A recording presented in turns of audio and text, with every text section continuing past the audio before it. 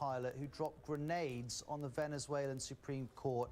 That was in June last year, and it was at the height of street protests against President Maduro. He became very well known for that. He vowed to keep up his attacks on the government, and he's been on the run since. Well, the authorities are saying they've arrested 5 members of what they're calling a terrorist cell that's linked to Perez. This all follows a shootout in a town to the west of the capital, Caracas. Let's bring in Katie Watson, BBC South America correspondent, who's live with us from Sao Paulo. Katie, what more are we being told, please? Well, early on Monday morning, about a dozen videos appeared on Oscar Perez's Instagram account. Some of them showed a bloodied face. He'd obviously been injured, and he talked about the fact that he had come under attack. You could see a small house he was in. He was wearing body armour. There were also some rifles, and you could hear shots in the background. And he was saying that he was willing to give himself in, but he claimed that the authorities were saying the authorities were wanting to kill him rather than handing himself in.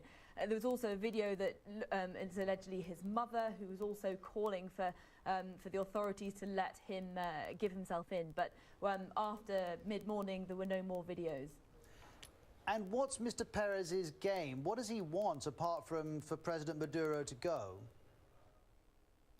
Well, as you mentioned there, last year he became very famous in this by taking a helicopter and throwing grenades on government buildings. He says that it's a crusade against a tyrannical government. Now, the government says that he's a terrorist. They talk about the fact that this is a terrorist cell. The government has used the word terrorist in talking about the protests that we saw last year. People who are in the opposition, they've labelled as terrorists, but he says that he's always said that he's doing it to fight a tyrannical government. And Katie, we always run your reports from Venezuela. Last summer, there was a huge amount of attention on these street protests. They aren't happening to the same degree now, but does that mean the unrest or the tension has dissipated? The unrest has dissipated. The problems are still very much there. It's a country that's facing hyperinflation, food shortages, medicine shortages are getting worse, not better.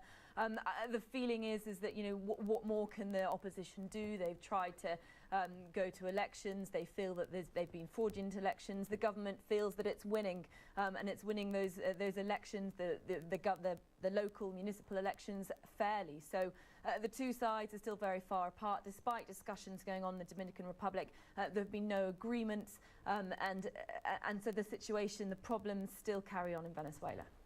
Thank you, Casey. We appreciate the update. Now, let's talk about that tanker